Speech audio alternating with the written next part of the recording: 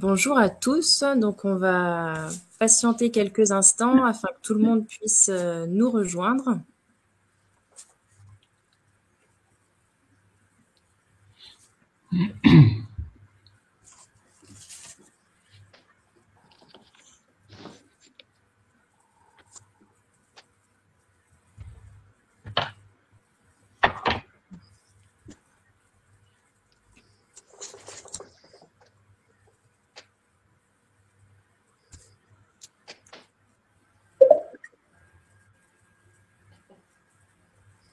Donc, je pense qu'on va pouvoir commencer, il est 18h01.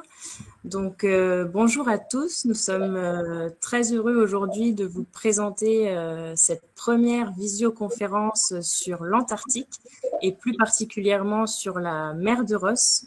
Donc vous n'avez pas l'habitude de me voir en visioconférence, certains me connaissent déjà, donc je suis Justine Forest, donc au bureau des réservations et je suis en charge de ce voyage. C'est pourquoi je vous présente aujourd'hui cette visioconférence.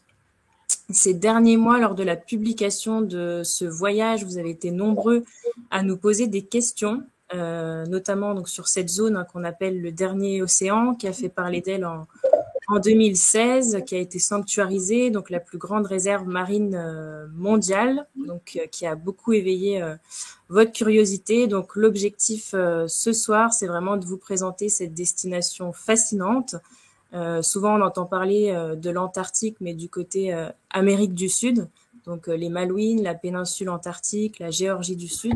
Mais vraiment, ce soir, on veut mettre l'accent sur le côté est de l'Antarctique en partance de Nouvelle-Zélande. Donc, on a une bonne heure devant nous pour vous donner tous les renseignements utiles sur ce voyage. Et puis, donc, nous allons commencer en première partie par une présentation de Christian Kempf, donc, que vous connaissez certainement, président et fondateur de Grands Espaces, chef d'expédition depuis 1987. Il a écrit plus de 30 ouvrages sur la nature et les pôles et il détient 2 grands prix de l'exploration. Donc, il nous parlera de l'Antarctique, pourquoi le choix d'un bateau, de ce bateau mythique 230 passagers pour aller dans ces contrées. Et puis quelques mots aussi sur notre extension en Nouvelle-Zélande proposée après la croisière. Ensuite, nous continuerons avec nos guides naturalistes, donc Samuel et Agnès, qui sont avec nous ce soir, donc tous les deux spécialisés sur les régions polaires. Donc Samuel a hiverné 15 mois sur la base scientifique du Mont d'Urville, en bordure du continent antarctique. Donc il a étudié, compté et bagué de nombreux oiseaux à cette occasion. Et Agnès qui a mené de nombreux projets avec la Ligue pour la protection des oiseaux et elle s'est rendue en 2008 pour la première fois en Antarctique, avant l'Arctique d'ailleurs. Et par leur parcours, donc ils ont tous les deux eu l'incurable virus des pôles. Donc ils vous détailleront les points forts du voyage en images. Et nous finirons par la présentation du navire par Isabelle Brisset, qui est à mes côtés, donc directrice de production chez Grands Espaces et qui connaît très bien le navire. Si vous avez des questions pendant la présentation, pendant les interventions, n'hésitez pas à les poser sur notre chat sur la droite. On tentera d'y répondre pendant la conférence ou on se gardera également 10 minutes à la fin pour y répondre. Si c'est des questions plus techniques qui nécessitent plus de temps, on reviendra vers vous du coup dès demain ou dès que possible. Donc je laisse la parole à Christian dans un premier temps. Merci Justine pour ce cadre bien fait, bien tracé. Et puis, oui, je vais introduire sur le bateau et sur l'Antarctique. Mais ce soir, on a surtout la chance d'avoir d'une part Samuel et Agnès, Samuel Blanc, Agnès Brénière, qui sont certainement en France les meilleurs connaisseurs de cette région. Et entre la période arctique, qui hélas a été réduite avec le Covid, et la période antarctique, qui est en général 1 ou 2 mois au printemps, 1 ou 2 mois à l'automne, où ils sont en France. On a la chance qu'ils soient parmi nous. Je voudrais leur dire un merci personnel. Et ensuite Isabelle, qui a visité le bateau et qui vous en parlera, y compris en images. Pour ma part, je voulais simplement vous dire pourquoi on a mis ce voyage en place. En fait, beaucoup d'entre vous me connaissent par l'Arctique. J'ai la prétention de pouvoir parler de l'Antarctique. J'étais 17 fois en Antarctique. J'ai été, pardon de vous le dire, hein, sans la grosse tête, mais enfin le premier à organiser des croisières en Antarctique en 1987. Mon guide, c'était ni plus ni moins que Robert Gessa, le bras droit du Paul Victor. On a eu 40 personnes grâce à Paul Victor qui y a amené des gens. Et en 1992, j'ai été le premier à affréter un bateau complètement français à plusieurs reprises, le Boris Petrov, hein, pour aller en Antarctique. Et depuis, je suis allé 17 fois en Antarctique. Donc, si vous voulez, je voudrais vous parler simplement de cet énorme continent qui est très différent de l'Arctique. L'Arctique, c'est une mer. Ça, c'est un continent qui culmine à plus de 4000 mètres et le pôle sud est à plus de 2800 mètres d'altitude. Et c'est donc un continent élevé et c'est le continent des glaces. Il est couvert de glace selon les endroits 98-99%, et vous allez aller vers un endroit où les gens reviennent en général en disant « Mon Dieu, c'était la planète glace ». Et dans cette planète glace, il y a encore des marches, une échelle, une gradation, et vous irez à l'endroit où le plus extrême, le plus extraordinaire. Donc, vous irez en effet vers la mer de Ross. Ce continent antarctique, on l'aborde la plupart du temps sous un grand cercle, si je puis dire, hein, avec une cordillère au milieu. Et cette cordillère continue, une cordillère montagneuse, hein, qui culmine donc avec les monts Erebus, les monts Vinson, et qui continue sur la péninsule antarctique et qui se termine vers la mer de Ross. Et cette flèche de la péninsule continue en mer et fait que ce grand rond qu'est l'Antarctique se prolonge, puisque c'est un prolongement, somme toute, du plissement des montagnes rocheuses et des Andes vers le continent antarctique, se prolonge vers l'Amérique du Sud. Donc, la plupart des croisières, il y a environ 85 000 personnes qui vont en Antarctique, et sur ces 85 000, il y en a 80 000 qui vont en péninsule antarctique. Ça peut paraître beaucoup, c'est peu quand on sait que c'est 40 fois la France, et c'est peu quand on sait que c'est la capacité d'un grand stade de football. Bon, mais enfin, en dehors de ces considérations, le fait est que pratiquement tous les voyages en Antarctique vont vers la péninsule, et cela pour trois raisons. D'abord, en termes de paysage, je dois dire objectivement que cette juxtaposition, ce télescopage de la glace et de la montagne est très impressionnant. Cette grande péninsule qui s'étale sur plus de 1000 kilomètres dans l'océan glacial antarctique, ce sont des lieux de nidification des manchots, des pétrels, de toutes espèces autres d'oiseaux, et de ce fait, une région biologiquement particulièrement riche. Et enfin, ma foi, il n'y a que 2 jours de mer, 1 jour et demi si on va vite, entre Ushuaia ou Punta Arenas, en Argentine et au Chili, et les îles Shetland du Sud ou la péninsule antarctique. C'est pour ça que tout le monde va en Antarctique. Et je veux vous dire que si vous avez envie d'une première expérience en Antarctique, venez donc nous rejoindre, que ce soit à bord le Hans Hansen, tous les voyages sont pleins. Pardon, non, il y a encore 2-3 places de libre sur un voyage où il y a eu des défections. Mais venez nous rejoindre sur l'Ortélus, etc. Oui, on va en péninsule antarctique. Mais quel est donc l'intérêt d'aller en mer de Ross? Ça, c'est Samuel et Agnès qui vous en parleront. Pour moi, je vais simplement vous dire maintenant quelques mots sur le bateau. Il y a d'autres bateaux qui vont en mer de Ross. C'est le cas sur le plan international de Ocean Wide Expedition avec l'Ortelius, bateau que nous connaissons bien, puisque nous l'affrétons de temps en temps, et nous avions déjà des gens à bord, et le Ponant. Et alors que nous avions des gens à bord, nous avons donc l'expérience et le retour des passagers, aller d'Ushuaia jusqu'en Nouvelle-Zélande ou en Australie, en Tasmanie, c'est beaucoup de jours de mer. Et ce ne sont pas, comme on le dit dans le catalogue, pardon, là je suis très méchant parfois, ce ne sont pas des jours de navigation entre les icebergs et la banquise. Non, il s'agit de tracer la route dans des mers souvent mauvaises. Il y a régulièrement entre les lignes, il y a des lignes, mais entre les lignes, il y a des jours qui manquent. Et ce sont les jours où on est en mer. Et ce n'est pas de la bonne mer, parce qu'on n'est pas dans la banquise. Pour avancer dans la banquise, on n'avance jamais vite. Et on avance en sortant de la banquise et en traçant la route. Conclusion, on est en mer de Ross, qui est certainement l'un des endroits les plus fous du monde. On y est 2, 3, 4 jours, à la place d'y être 10, 12 ou 14 jours. C'est ça la grande différence. Nous avons voulu, nous, avec Heritage Expedition, faire un voyage qui nous amène véritablement, certes après de longues traversées aussi, puisqu'il y a environ 2500 kilomètres de route et de mer entre la Nouvelle-Zélande et l'Antarctique, avec certes des étapes extraordinaires, mais vous amenez directement au cœur et restez longtemps dans cette région de la mer de Ross. L'autre chose, c'est que les autres voyagistes ne font que des arrêts épisodiques ou très rares ou exceptionnels dans ce que Samuel et Agnès tout à l'heure vont peut-être rappeler, comme le disent les Australiens, les Néo-Zélandais, les Galapagos du Sud, dans ce que j'appellerais plus simplement les îles subantarctiques. C'est comme si, vu de France, nous autres, avec les possessions des terres australiennes antarctiques françaises, nous allions d'abord à Kerguelen, puis à Crozet, puis à l'île Amsterdam, avant d'aller en Antarctique. Vous voyez, il y a une gradation, et ce sont ces îlots qui sont au milieu des océans, qui sont très riches, et où il y a des millions et des millions d'oiseaux. Donc, ce voyage qu'on propose n'est pas tout simplement un aller-retour ou un aller entre Ushuaïa et la Nouvelle-Zélande ou l'inverse, mais au contraire, c'est la découverte des Galapagos du Sud, je dirais, c'est la découverte des îles subantarctiques et un long séjour en mer de Ross. C'est ce qui fait la différence. Alors, en revanche, on a été obligé de négocier avec nos principes, et je vous le dis franchement.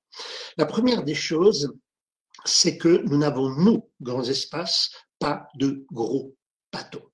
Notre bateau, vous savez, c'est l'Ocean Nova, on a des petits bateaux.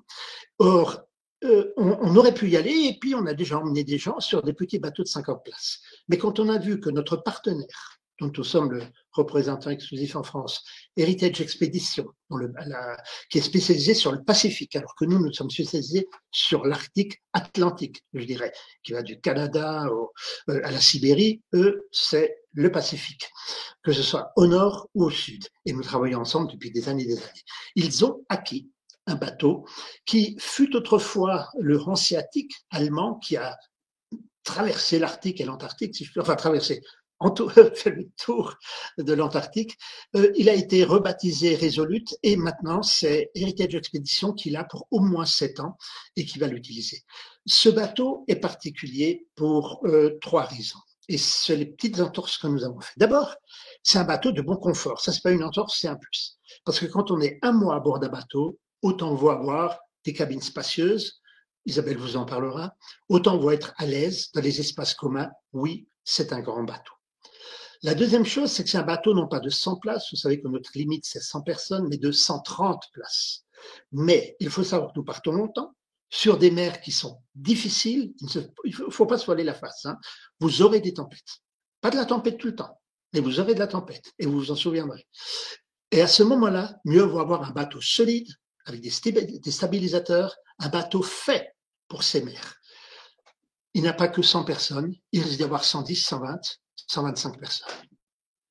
Et puis enfin, parce que tout simplement, là je vous le dis très crûment, personne n'a 130 personnes, et je vous le dis tout aussi crûment, qui payent des voyages de 1 mois aussi cher, Ponant a beau avoir un pavillon français qui flotte derrière, mais montez à bord et vous verrez les Allemands, Anglais, Chinois. J'ai rien contre ces gens-là, au contraire, je trouve pour ma part que la mixité des groupes apporte beaucoup, permet de mieux se connaître. Mais bon, nous autres Français, on aime bien être un petit peu entre nous, et c'est pour ça d'ailleurs que Grand Espace a des affrètements uniquement francophones, sauf ici, où tout simplement pour des questions d'argent, des questions de possibilités, nous ne pourrons pas remplir ce bateau à 130 personnes. Nous serons donc un groupe.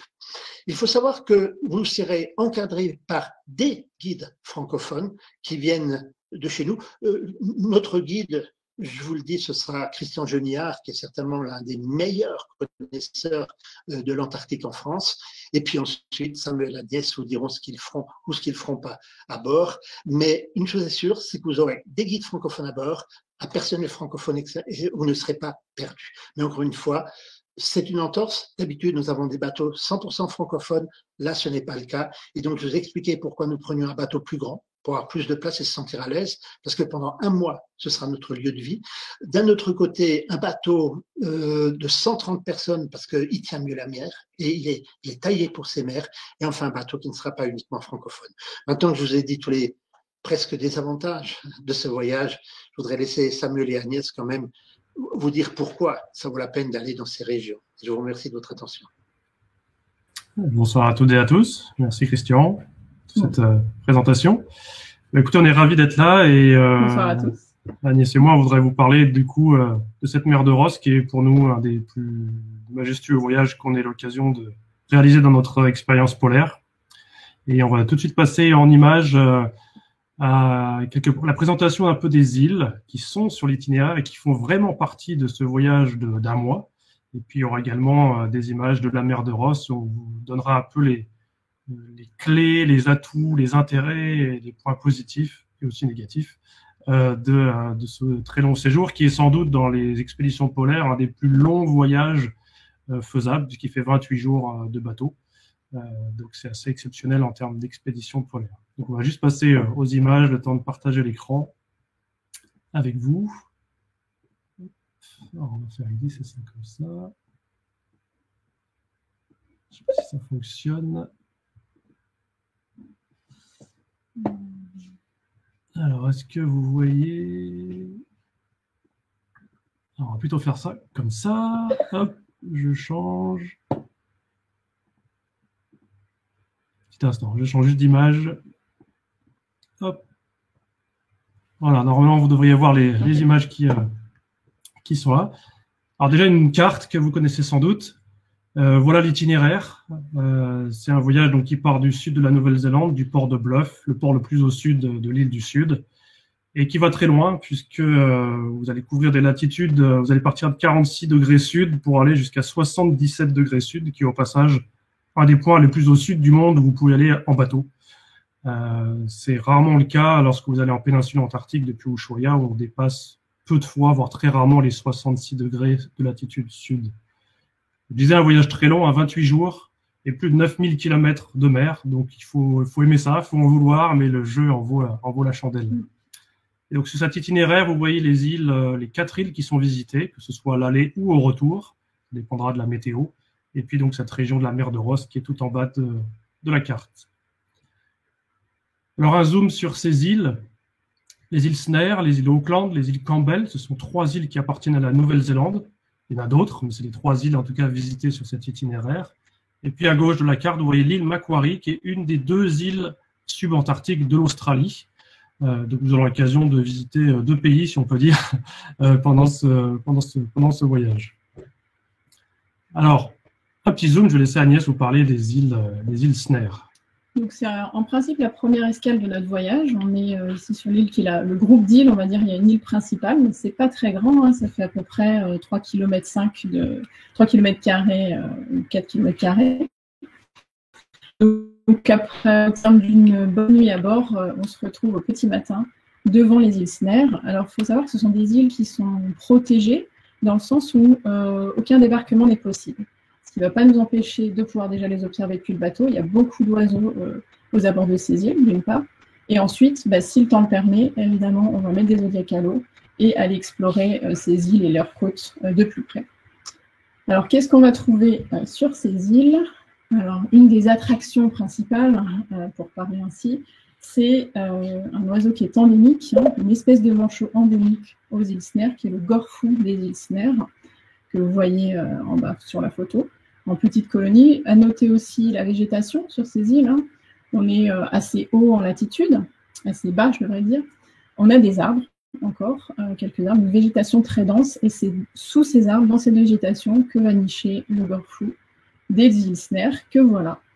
Donc si on veut le voir, eh bien, il faut se rendre à proximité, en tout cas, de ces îles. Voilà une autre vue ici. Donc vous avez, je vous disais, ce n'est pas des très grandes colonies, mais on a quand même quelques centaines de gorfous ici ou là, et on peut les observer de très près quand on peut s'approcher de la côte, bien évidemment. Autre intérêt faunistique, ce sont les albatros. Alors ici, on a 2 espèces principales, et notamment celle qui est sur la photo, qui est l'albatros de Buller, qui est niche sur ces îles. Et là, encore une fois, en s'approchant de la côte, on a la chance de les voir sur leur nid. Évidemment, on les voit également en mer, à proximité du bateau, ou même posés sur l'eau, lors de nos promenades zodiaques. Alors, on fait assez rapide sur ces îles. Bien évidemment, si vous avez des questions, vous pourrez les poser à la fin. On passe donc à l'île Auckland, qui est l'île suivante en latitude. Alors, c'est les suivantes, c'est souvent la deuxième visitée, hein, donc 50 degrés de latitude sud. C'est la plus grande des îles subantarctiques de Nouvelle-Zélande. Elle fait à peu près 50 km de long, hein, nord-sud. La forme est assez grandiose et ça témoigne un peu de cette géologie. Elle a été formée au niveau géologique par deux volcans qui sont érodés à l'échelle des temps. Et vous voyez d'ailleurs que dans le fjord du sud, vous pouvez rentrer avec le navire pour aller voir un peu les paysages, la flore et la faune de cette île. Donc les escales, il y a forcément l'île Enderby, qui est l'île tout au nord-est, que vous voyez en haut de la carte. Et puis il y a aussi des escales, selon la météo et le chef d'expédition, qui sont faisables sur la côte est, dans ces grands fjords, sachant que la côte ouest est inexploitable. Ce sont que des falaises, il n'y a aucun endroit où on pourrait poser le pied. Et c'est surtout de là que viennent les vents dominants et les tempêtes. Donc la côte est, voici un petit peu à quoi ressemblent les paysages, hein, ces grandes falaises avec beaucoup de végétation, des fjords relativement profonds, très escarpés. Voilà un peu, ça c'est dans le fjord du sud. Alors, évidemment, c'est très vert, hein, on a la possibilité d'aller faire quelques balades, et c'est dans cette végétation que nichent évidemment les albatros et puis d'autres espèces d'oiseaux. C'est la limite sud de la forêt néo-zélandaise. Vous avez ces grands arbres aux fleurs rouges au printemps, c'est ce qui s'appelle l'arbre rata. Une forêt très dense où se sont abrités des mammifères qui ont été introduits par l'homme. D'ailleurs, les Néo-Zélandais sont en train de monter un programme pour enlever les chiens, les cochons et autres de cette île principale, puisqu'ils y vivent toujours. La flore est grandiose. Si vous êtes botaniste, c'est l'île où aller, une des îles où aller. Là, vous avez des gentianes endémiques, vraiment des très beaux tapis de fleurs. C'est aussi une île où on peut voir ce qu'on appelle un complexe de plantes, qu'on appelle les méga-herbes. C'est des fleurs géantes, des plantes géantes. Hein. Celles-ci, ce sont des choux qui font jusqu'à 1 mètre de hauteur. Pour vous donner une idée des tailles des feuilles, elles font quasiment 40 cm de diamètre. Donc, c'est assez unique. On ne les trouve que dans ce côté-ci du monde.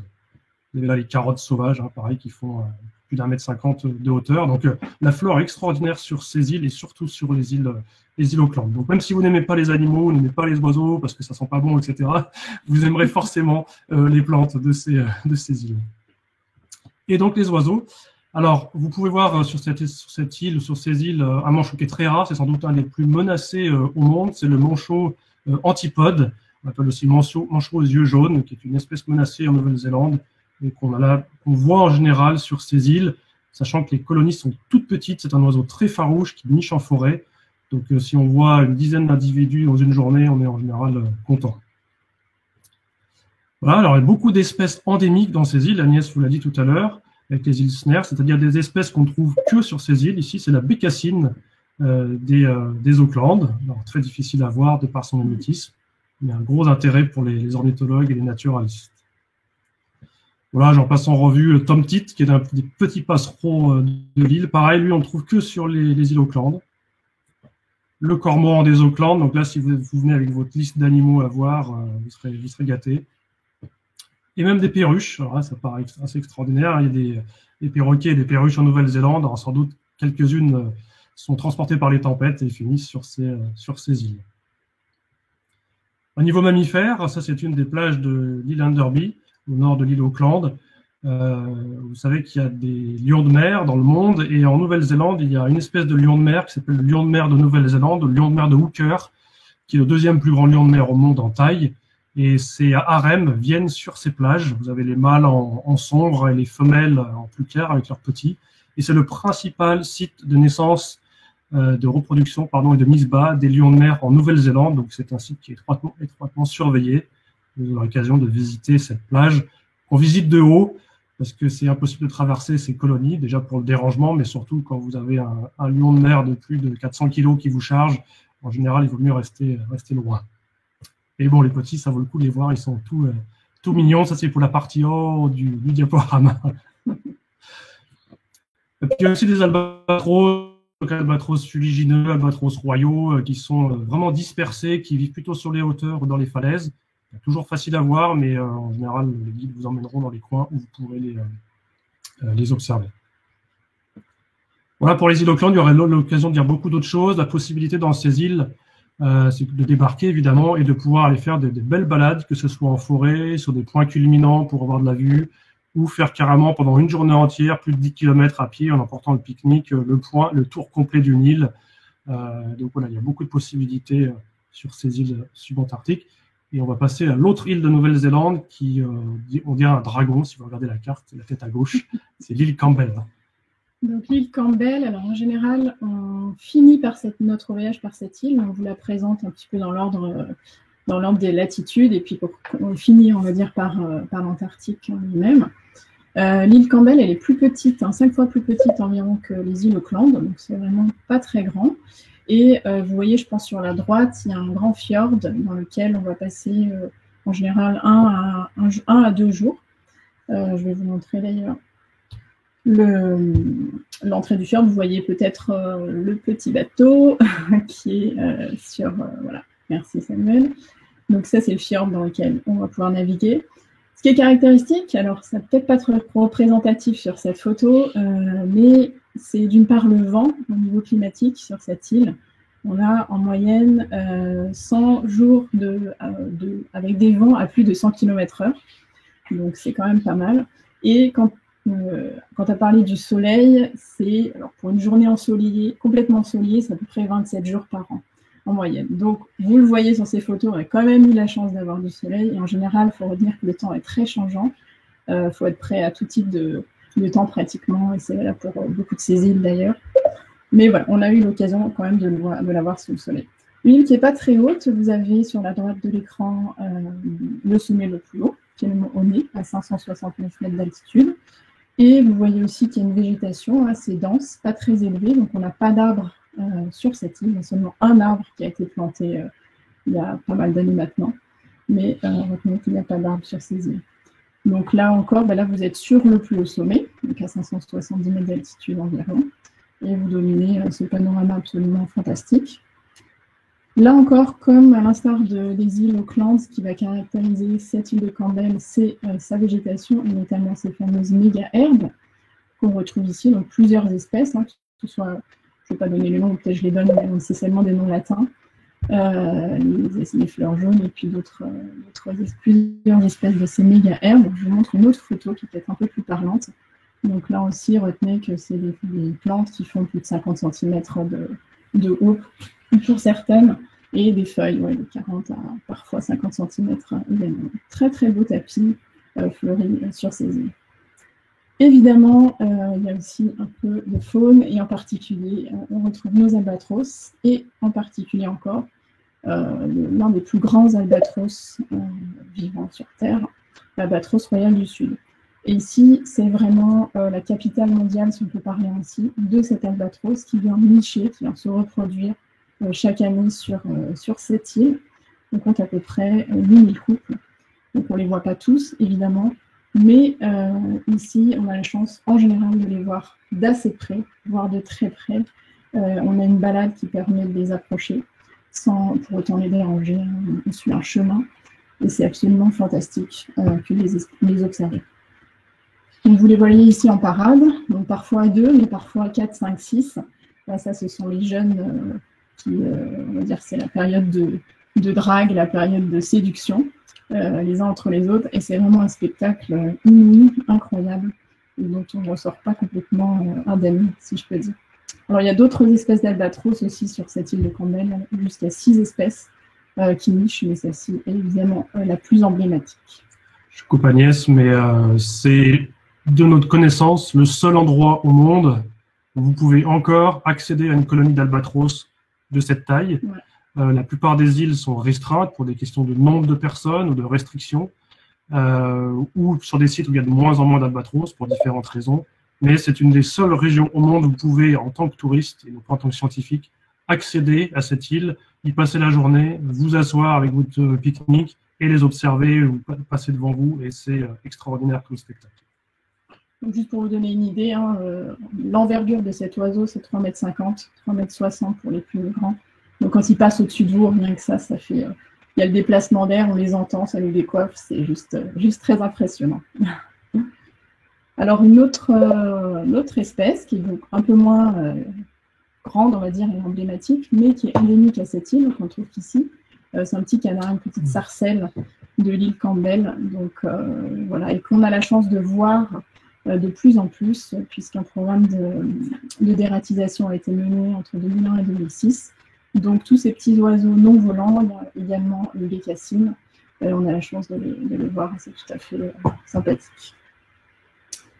On va passer du coup à l'île de Macquarie. On continue notre voyage et notre descente. Alors l'île Macquarie, je vous le disais tout à l'heure, c'est une des 2 îles subantarctiques de l'Australie, avec l'île Heard, qui est au sud des îles Kerguelen. Alors, si vous connaissez la Géorgie du Sud, c'est exactement la même latitude. On est à 54 degrés de latitude sud, mais c'est pas du tout le même type de relief. C'est une île qui ne fait pas plus de 400 mètres de hauteur, 430 mètres exactement, alors que la Géorgie, certains sommets dépassent plusieurs milliers de mètres d'altitude. Par rapport à la Géorgie du Sud, c'est aussi une île qui n'est pas couverte par des glaciers. Donc, ne vous attendez pas à avoir de la glace. Par contre, c'est une île très humide. Le plateau central est constitué de beaucoup de lacs. D'ailleurs, les Australiens l'appellent cette île l'éponge. Ça veut tout dire. Par rapport à son orientation, vous voyez qu'elle est orientée nord-sud. Là encore, les Australiens autorisent les débarquements que sur la côte est, et en l'occurrence sur 2 sites uniquement. Le premier site, c'est la station scientifique qui est tout au nord. Nous avons l'occasion d'être encadrés par les rangers de l'île qu'on connaît très bien et qui ont la chance d'avoir, caractéristique plutôt d'avoir cet état d'esprit très ouvert envers les touristes. Et quand les rangers nous accueillent, ils savent pourquoi on vient, ils savent pourquoi vous venez, et ils ont vraiment envie de vous montrer des choses. Donc la visite est obligatoirement encadrée par les rangers. Mis à part les bâtiments et la visite de la station, les animaux sont très nombreux autour de la base, les éléphants de mer, les manchots papous et d'autres. Donc vous aurez l'occasion en plus de voir beaucoup d'animaux. Donc ça, c'est pour un des débarquements. Et la caractéristique de cette île, c'est que depuis quelques années, on la voit dans un état tout nouveau. Vous avez peut-être entendu parler du programme de dératisation de la Géorgie du Sud. Les Australiens ont fait la même chose, sauf qu'en plus, ils ont supprimé les lapins. Là, c'est des photos qu'on a eu l'occasion de réaliser en 2012. Et vous voyez le même endroit en janvier 2019, depuis que les lapins ont été supprimés. La végétation a considérablement repris. Des espèces d'oiseaux sont revenues nicher alors qu'elles avaient disparu. Et donc, de venir ces dernières années à l'île Macquarie, c'est vraiment la revoir quasiment à un état originel. Et donc, sur ces 2 sites à visiter, je vous présenterai le deuxième après, vous avez donc innombrablement d'oiseaux, et notamment 4 espèces de manchots. Alors, vous connaissez peut-être en haut à gauche le manchot royal, le manchot papou, en haut à droite le gorfou sauteur, et surtout, tout à droite, un autre manchot endémique, qui est le gorfou de Schlegel, qui est un manchot qui ne vit que sur l'île Macquarie. Donc, si vous voulez le voir, il faut aller chez les Australiens. Le voilà ici sur une des colonies. Donc ça, c'est le deuxième site qu'on peut visiter. Vous avez cette colonie de gorfous. Vous êtes vraiment juste à côté. La photo est prise depuis un petit caillebotis, un chemin qui a été aménagé par les rangers pour nous permettre d'y accéder. Voilà le site. Ça, c'est en dessous de la colonie de gorfous. Vous avez ici des manchots royaux qui sont sur la plage, quelques manchots papous. Ça ressemble vraiment à la Géorgie du Sud. C'est pas le même relief. Et ce qui est intéressant, c'est qu'on pourrait très bien nous dire, mais il n'y a que 2 sites qu'on peut visiter. Alors oui, ça c'est la réglementation australienne. Par contre, il y aura des 2 sites, tout est concentré ici. Vous avez différentes espèces de manchots, vous avez en plus les éléphants de mer, et l'avantage, c'est de pouvoir y passer beaucoup de temps et de vraiment d'en profiter. Le site est petit en taille, et du coup, au lieu de courir un peu partout pour voir plein de choses, en fait, tout est sur place, sur un petit périmètre. Ça, c'est un autre site où on ne peut pas débarquer. De toute façon, je pense qu'on ne pourrait pas vraiment tellement il y a du monde. C'est la plus grande colonie de manchots royaux de l'île Macquarie. Il y a 160 000 couples sur cette colonie qui s'appelle la colonie de Lusitania. Si les conditions le permettent, en général, on approche la colonie en zodiac.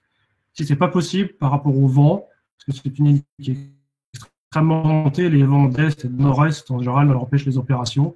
On s'approche avec le navire, on mouille l'ancre, et souvent, vous avez un spectacle fabuleux de tous les manchots qui viennent, pas tous ceux de la colonie, mais de ceux qui viennent autour du bateau. Les espèces endémiques, le cormoran de l'île Macquarie, par exemple, qui est facilement visible. Et puis, il y a également des mammifères marins. Alors, il y a 3 espèces de mammifères marins, de pinnipèdes, qui se reproduisent sur l'île. Ceux que vous êtes sûr de voir, ce sont les éléphants de mer, avec ici des jeunes éléphants de mer que vous verrez sur cette plage. À peu près 80 000 éléphants de mer sur toute l'île. Alors, il y aura beaucoup de choses à dire sur l'île Macquarie. C'est aussi une île fabuleuse comme toutes les autres. On ne va pas parler d'histoire, évidemment, mais on vous réservera ça pendant le voyage. Alors, on voudrait vous parler maintenant du reste du séjour, qui est l'Antarctique. Et vous voyez, pour vous rendre compte, parce que ça, c'est souvent ce qui surprend les personnes qui viennent dans ce voyage, c'est la distance. Comme Christian le rappelait justement, entre Ushuaia et les îles Shetland du Sud ou la péninsule antarctique, vous avez au mieux 1 jour et demi, 2 jours de mer, si les conditions sont bonnes. Ici, entre l'île Macquarie, qui est la dernière escale avant l'Antarctique, et l'entrée, je vais dire, de la mer de Ross, qu'on pourrait en gros dire qui est ici, c'est-à-dire l'escale suivante, le cap Hadar, vous avez quasiment 2000 km à parcourir. Donc, selon les conditions météorologiques, ça peut être entre 4 à 5 jours de traversée. Une année, on avait même eu un cyclone, ce qui nous a fait faire un énorme détour pour aller au fin fond de la mer de Ross. On a mis 7 jours. Donc, ça n'a pas alterné le reste du programme, parce qu'on a tout fait en sens inverse. Mais il faut vraiment être conscient de ces temps de mer qui, comme Christian l'a rappelé, peuvent être houleux. On a eu parmi nos mers les plus difficiles là-bas, mais aussi parmi les plus calmes. L'avantage, c'est que pendant ces jours de mer, vous avez le temps d'observer les animaux. Au bout du 3e jour, en général, on rencontre les premiers icebergs. Il y a aussi un événement qui se produit que vous n'avez pas en allant depuis Ushuaia, c'est le passage du cercle polaire antarctique, qui, en gros, si vous voyez la carte, passe à peu près à ce niveau-là, donc bien avant d'atteindre la mer de Ross. Donc ça, on ne manque pas de célébrer le passage du cercle polaire comme il se doit. Mais gardez à l'esprit que c'est un long trajet. L'avantage aussi des longs trajets, c'est qu'on a beaucoup de temps pour les conférences. On est souvent frustré dans les voyages où on fait des choses tous les jours. On a tellement de sujets à couvrir qu'on n'a pas toujours le temps de tout vous raconter. Là, on a bien le temps de tout vous raconter. Autant dire qu'il faut que les guides viennent avec plusieurs conférences parce que des fois, on est à court, on passe même des documentaires, tellement il y a plein de choses intéressantes à vous raconter. Ça fait même rêver les conférenciers d'avoir autant de temps pour parler de l'Antarctique.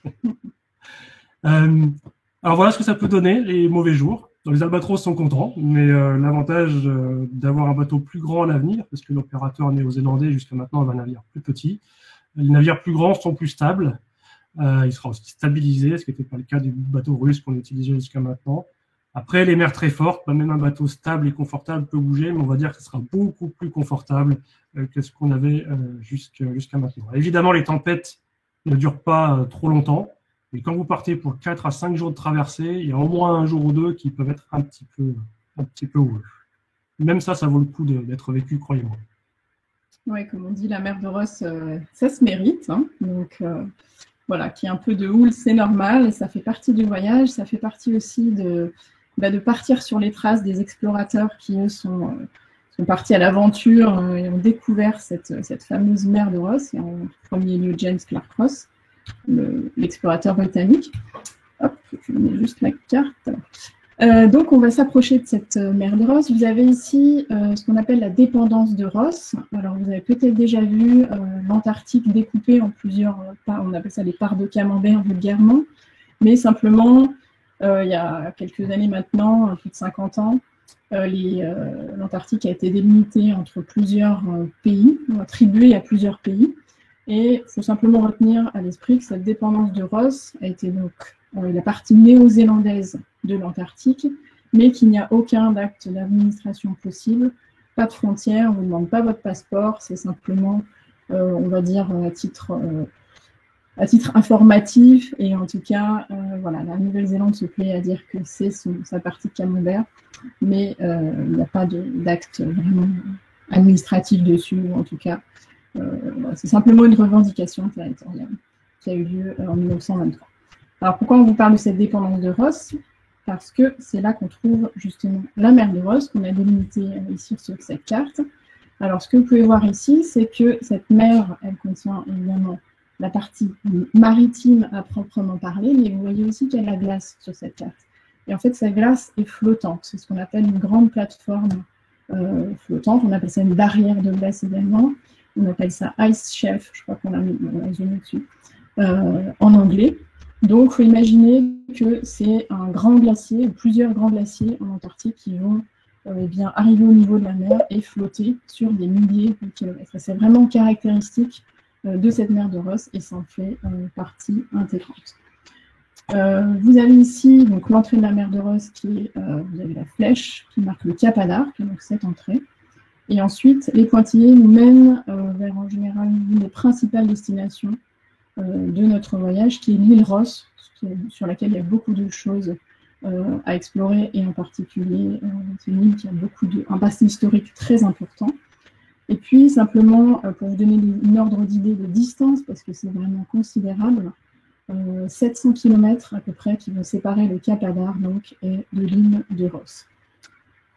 Ça veut juste aussi, excuse-moi Agnès, je te coupe, mais il y a 700 km en ligne droite, c'est énorme, hein, c'est à 200 km de plus, vous avez la même traversée qu'entre l'Ushuaïa et la péninsule antarctique, ce qui veut dire qu'il y a aussi des fois une après-midi, une journée de mer pour approcher le site suivant, mais dans tous les cas, il y a des choses à voir. Donc le pointillé, comme tu l'as rappelé, c'est l'itinéraire classique, on va connaître toutes les escales parce qu'il faudrait zoomer sur la carte, et ça nous mène jusqu'à la plateforme de Ross, ou l'Aïchef.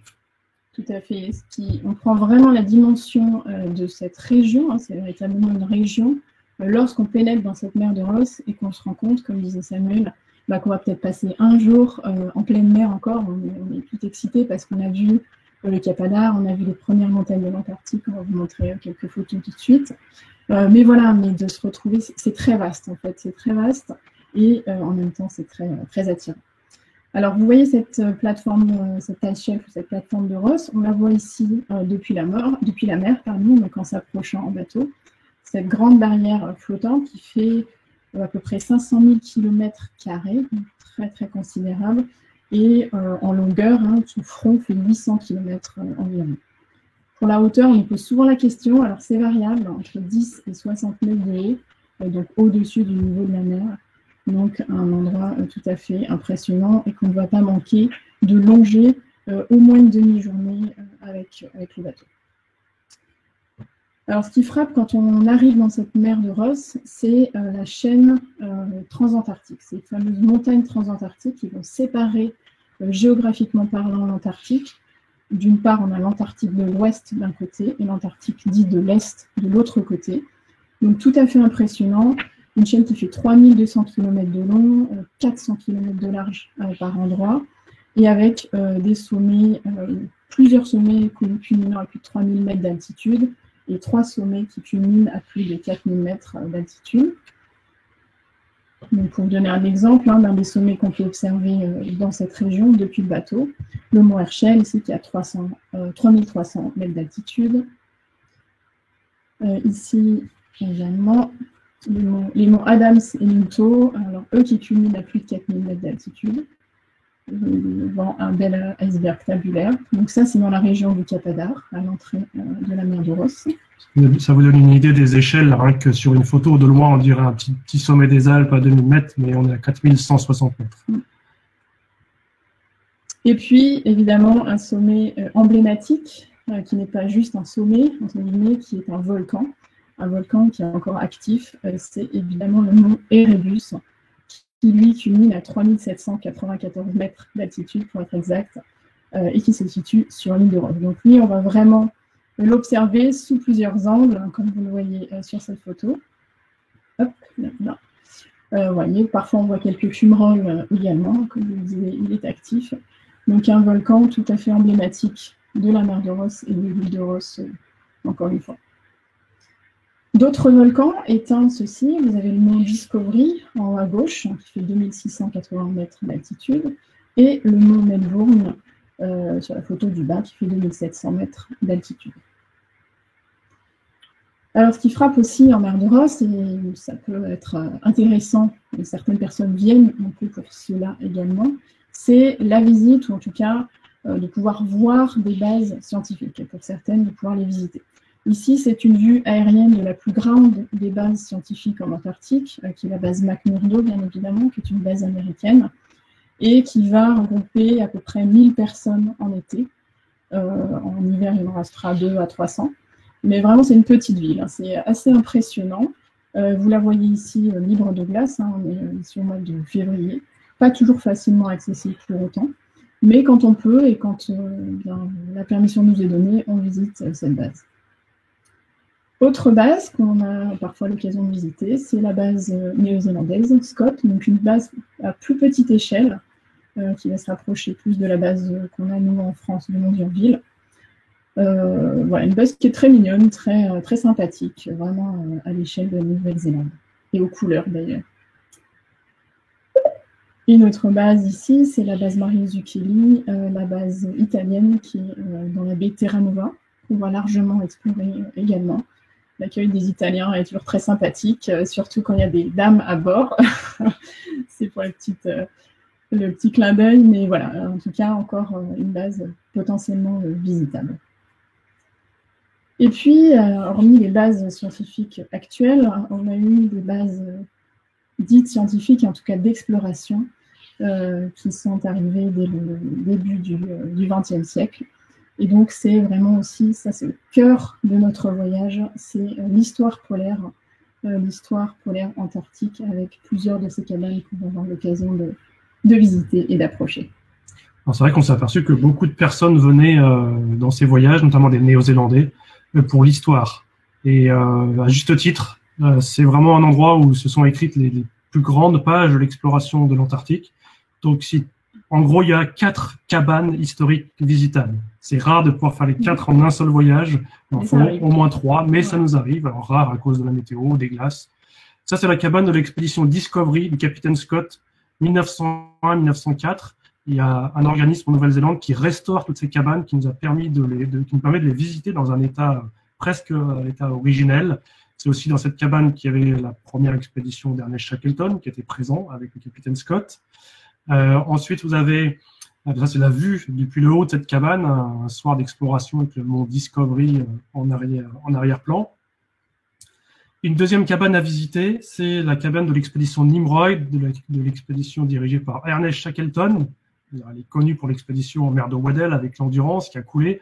Et bien avant ça, il était allé en Antarctique en 1907-1909. Aussi sa cabane, c'est d'ici qu'il était parti pour aller au pôle Sud. Il avait fait demi-tour, ce qui sans doute lui avait sauvé la vie. C'est d'ici que ces hommes ont fait la première ascension du mont Erebus en 1908. Et c'est également d'ici que sont partis les premiers hommes pour atteindre le pôle Sud magnétique en janvier 1909 avec un Australien qui s'illustrera plus tard, Douglas Mawson, pour diriger ses propres expéditions.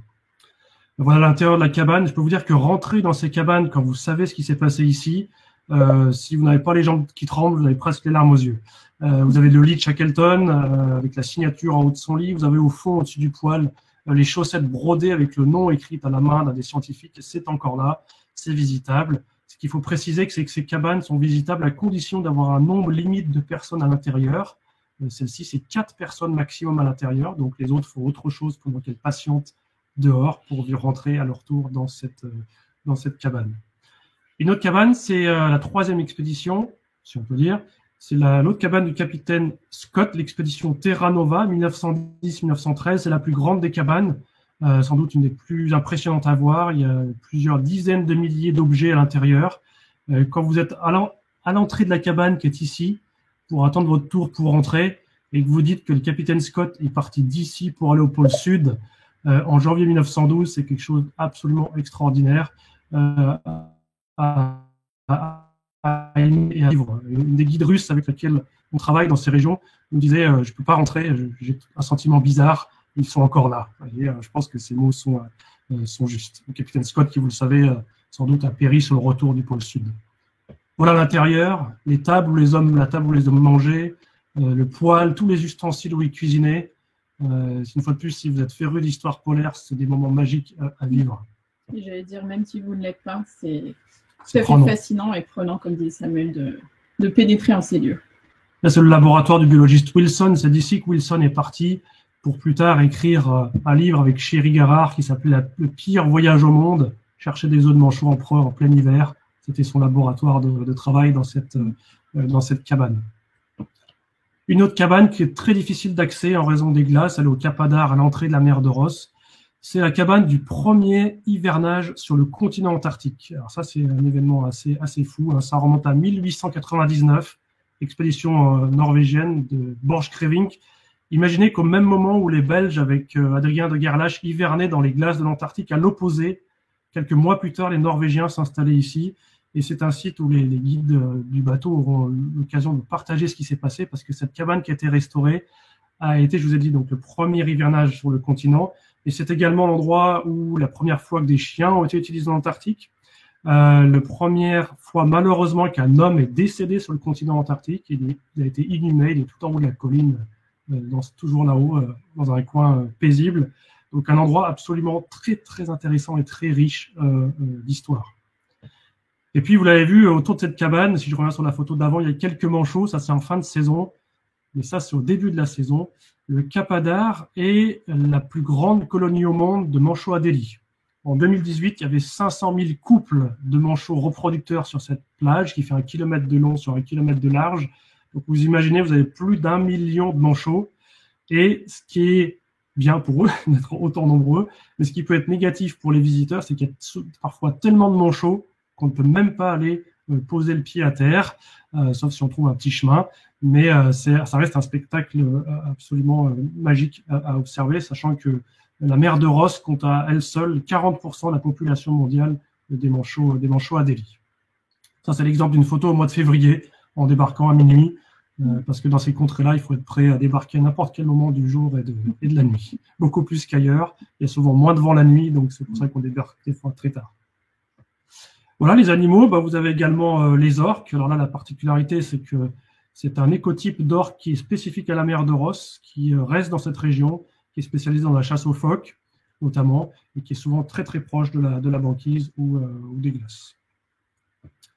Et puis, si vous emmenez plein d'ondes positives, si vous êtes persévérant derrière vos jumelles, il y a de fortes chances que vous observiez un jour le fameux manchot empereur. Pour tout vous dire, je ne pense pas qu'on ait fait un seul voyage sans en voir. Maintenant, des fois, on en a vu 4, 5 lors d'un voyage, peut-être 20, 30.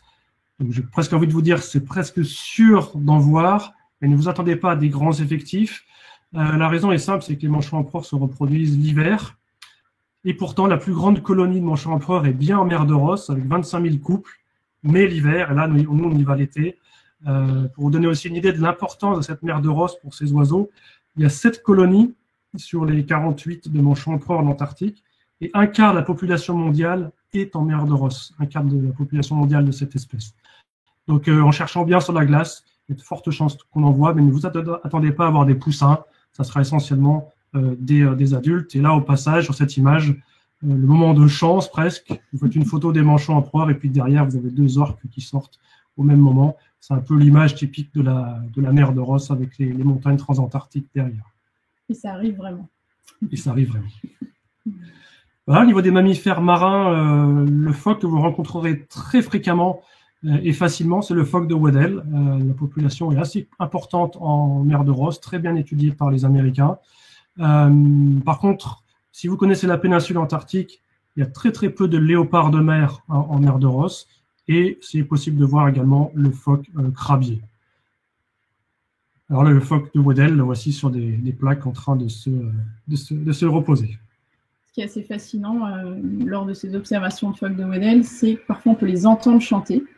Et ça, on peut parfois avoir l'occasion de l'entendre en péninsule antarctique, mais vraiment dans certains coins de la mer de Ross, ces phoques sont, comme vous voyez sur la photo, un peu regroupés. Et le chant du phoque de Weddell, rien que ça vaut le détour. J'en dis pas plus, mais voilà. On se dispute pour qui va parler. On ne sait plus, mais peu importe, on ne veut pas faire trop long non plus. Simplement vous montrer quelques photos d'approche de la mer de Ross, ou de comment peut être la couverture de glace, de banquise dans cette mer.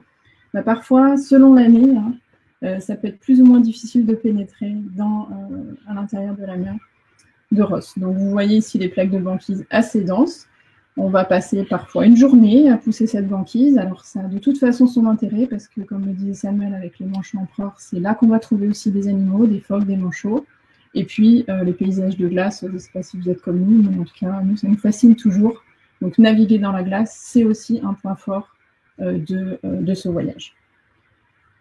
Que ce soit donc, comme la photo précédente avec ces plaques de banquise très bien formées qui sont de l'hiver précédent, mais aussi si vous venez en février, on peut avoir ce qu'on appelle l'embâcle qui commence, c'est la formation de la banquise. Et ici, vous avez ce qu'on appelle les crêpes de glace ou les pancakes. Donc c'est le tout début de la formation de la banquise et c'est absolument fantastique d'assister à ça. Rassurez-vous, ça ne prend pas le bateau pour l'hiver, on sort avant que la banquise soit complètement formée, mais en tout cas, ça donne lieu à de très belles observations, de belles photos également si vous êtes photographe. Je me souviens du capitaine Prusse Il nous avait dit l'année dernière, il y a 2 ans, quand la mer gelait comme ça, il nous avait dit avec son accent, je crois qu'il est temps de partir, avec son humour russe. Et oui, la mer regelait. Donc voilà, c'est aussi l'intérêt de venir à cette période-là. C'est encore une fois à la glace. Et justement, on va, je pense, terminer avec les points forts ou les points clés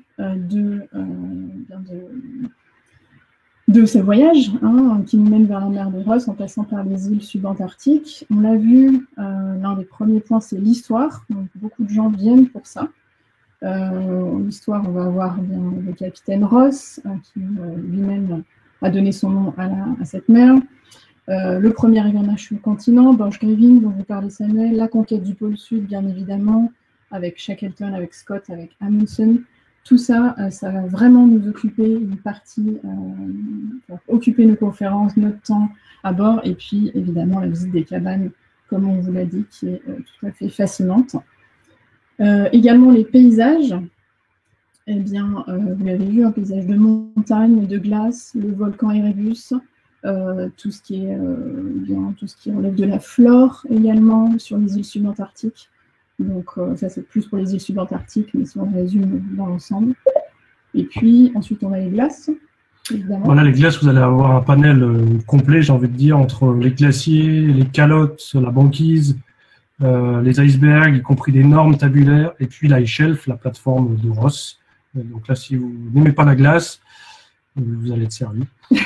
Il faut aimer la glace. On peut rajouter la faune, on l'avait compris, en faisant les comptes rendus de voyage, on s'est aperçu que sur un voyage comme ça de 28 jours, on pouvait avoir jusqu'à 70 espèces d'oiseaux différentes, plus de 15 espèces de mammifères marins, baleines comprises, on n'en a pas parlé, mais c'est vraiment des endroits dingues pour les naturalistes ou tout simplement curieux de nature. Et puis Agnès a parlé de la flore. Et puis surtout, plus que partout d'ailleurs, je crois que c'est pour nous un grand résumé de ce voyage, c'est un esprit d'aventure. Un voyage long, on vous l'a dit, un voyage qui peut être mouvementé, qui peut être très calme, un voyage qui peut être froid. Il faut savoir qu'en février, il fait 10 degrés de moins que le mois d'avant, en janvier, d'où le fait que la mer regèle. On peut avoir des températures de moins 25 degrés en température ressentie. Donc il faut être prêt à un peu toutes les conditions météo, il peut y avoir du vent. Mais c'est vraiment un voyage complet dans l'esprit de l'exploration polaire. Voilà, on va pas être plus long que ça. Je pense qu'on va s'arrêter là et puis rester disponible si vous avez des questions. Donc, merci de nous avoir suivis. Merci de votre attention. On reste là pour les questions. Parce qu'il y a eu une cabine handicapée. Merci beaucoup Samuel, merci Agnès et merci Christian pour tous ces détails qui nous plongent pleinement dans ce voyage unique. Je vais laisser maintenant la parole à Isabelle qui va nous parler du bateau. Bonsoir messieurs, dames. Eh bien, je suis ravie de participer à cette présentation et de vous parler du bateau que j'ai eu la chance de visiter il y a quelques semaines maintenant.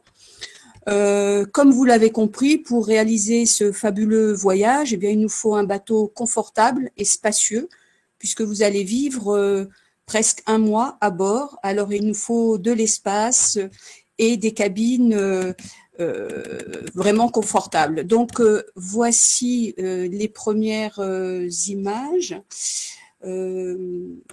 Voilà, on va passer jusqu'au plan. Donc, un bateau avec 6 ponts. On vous l'a dit, c'est à peu près entre 100 et 130 passagers qui seront à bord. On a 2 catégories de cabines sur le bateau et les cabines sont spacieuses puisque les cabines standards sont de 22 mètres carrés. Alors, je vais vous montrer. Voilà la cabine standard qui est composée de 2 lits qui peuvent se rassembler pour faire un lit double. Et puis, le coin salon avec, comme vous le voyez, une grande baie vitrée pour profiter de l'extérieur. Ça, c'est la cabine double. On peut aussi proposer des cabines avec une couchette, comme vous le voyez, pour une triple. C'est la même cabine, hein, exactement, mais avec une couchette escamotable, on va dire. Il y a quelques cabines, quelques suites qui font, elles, 42 mètres carrés avec 2 doubles baies vitrées. Alors, forcément, vous avez ce ce grand sofa et le même type de couchage, 2 lits qui peuvent se rapprocher comme vous le voyez sur la photo. Oui, yes. Voici les salles de bain. Alors, les cabines standards sont composées d'une douche à l'italienne, comme vous voyez sur la photo de gauche, et d'une double vasque. Tout ça, c'est plutôt agréable. Et les cabines suites, elles, ont la douche et la baignoire. Voilà, elles ont. Alors, la particularité, c'est que sur ce bateau, il y a beaucoup de placards, donc c'est très bien pour ce type de voyage qui est long, on a besoin de ranger ses affaires. Il y a de très grands placards et plein de petites étagères dans la salle de bain. Comme vous pouvez le voir, d'ailleurs, vous pouvez distinguer au-dessus des toilettes, voilà, en dessous des vasques, les placards de rangement qui sont très utiles. Alors, je voudrais quand même expliquer une petite chose. Ce bateau, à l'origine, avait été conçu par un armateur qui voulait faire plaisir à son épouse et qui a construit ce bateau avec les goûts d'une épouse qui voulait des rangements, que ce soit confortable, beaucoup de glace pour se regarder le matin. Donc c'est un joli bateau avec du confort dans les cabines. Là c'est la photo d'un des 2 restaurants. Il y a 2 restaurants à bord. Celui-ci c'est celui qui fait le buffet le midi.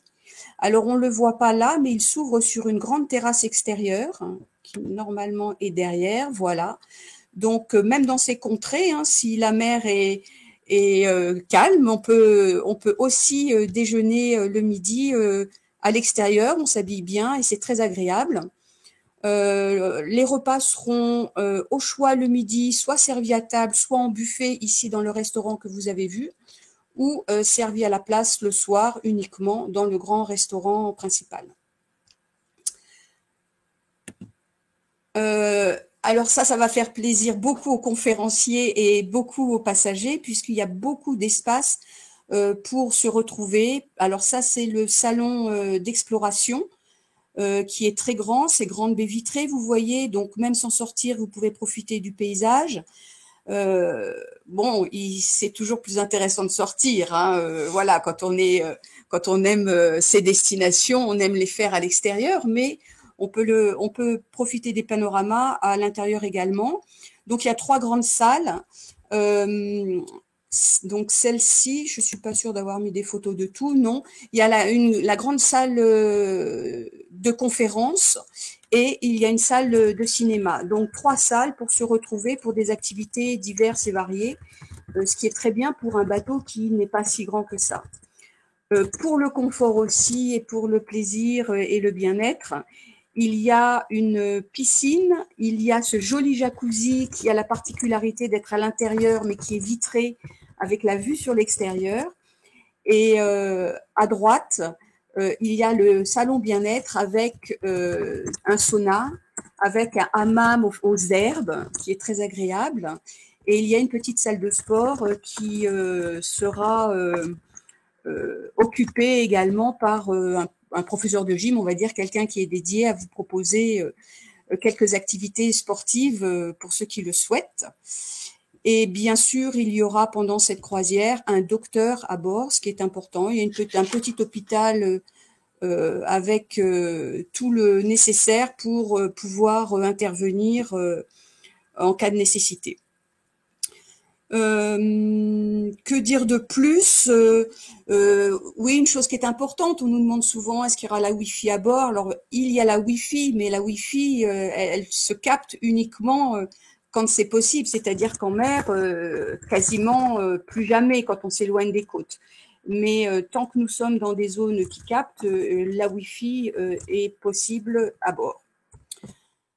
Voilà pour cette présentation. Je voudrais dire que cette visite du bateau, je l'ai faite il y a quelques semaines, mais il faut savoir que le bateau va être rénové dans beaucoup d'espace.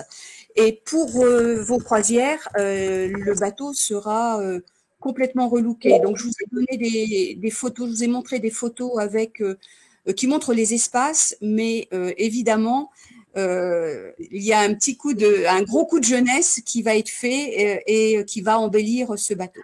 Voilà, mais ce que je voulais montrer absolument, c'est les différents espaces et ces différentes salles qui vous permettra de profiter des conférences, des films également dans la salle de cinéma.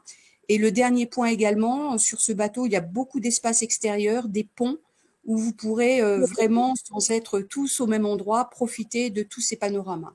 Voilà, c'est la grande raison pour laquelle ce bateau a été choisi, c'est pour ces espaces du fait de la durée du voyage. Donc voilà pour cette présentation du bateau et je laisse la parole à ma collègue Justine. Merci beaucoup Isabelle pour cette présentation du bateau et puis merci à tous, merci Christian pour cette belle introduction de l'Antarctique, merci à Samuel et Agnès également pour votre disponibilité et pour tous les détails apportés lors de cette conférence et merci à vous surtout d'avoir répondu présent ce soir pour cette conférence. On espère qu'on a pu répondre à vos questions et que vous faites maintenant une meilleure idée de ce qu'est la mer de Ross. Donc, peut-être que Christian, tu veux ajouter un dernier mot? Non, je trouve que tu l'as très bien fait, mais c'était que, évidemment, quand on s'engage dans un tel voyage, on a des questions. Et donc, je voudrais vous dire que Justine connaît ce voyage, Isabelle connaît le bateau, et que, dans une certaine mesure, parce que Samuel et Agnès vont bientôt repartir, posez vite l'une ou l'autre question technique, si vous en avez. Quant à moi, je me ferai plaisir aussi de répondre à certaines questions. Mais ça ne va pas être aujourd'hui. Ce voyage est dans plus d'1 an. Il s'agit évidemment de prendre les places, de prendre des options sur les places, ça c'est sûr. Mais d'un autre côté, les questions, je dirais, secondaires peuvent venir. Et puis, c'est avec plaisir que on vous répondra. La personne au sein de notre équipe, c'est effectivement Justine Forest, puisqu'on a souhaité que pour ce voyage absolument particulier, il y ait une personne spéciale qui suive et qui puisse vous renseigner au mieux et être l'interface avec ceux qui connaissent, que ce soit le bateau, le terrain ou de manière plus générale ces régions. Et donc, n'hésitez pas, dès demain, à écrire, à téléphoner à Justine, que vous voyez, donc, qui vous répondra avec tout autant de plaisir et certainement de compétences qu'elle a animé cette soirée, ce début de soirée. Encore une fois, merci à toutes, merci à tous. Merci à vous. Et à très bientôt, j'espère, dans ces paysages que Samuel et Agnès m'ont dit en privé, à d'autres occasions, dire l'endroit le plus dingue de l'Antarctique qu'ils aient connu. Le plus dingue sont en beauté, non pas seulement en aventure et en mer qui bouge. En tout cas, au revoir. Tout à fait. Merci à tous, à bientôt. Merci, bonne soirée à tous. À bientôt.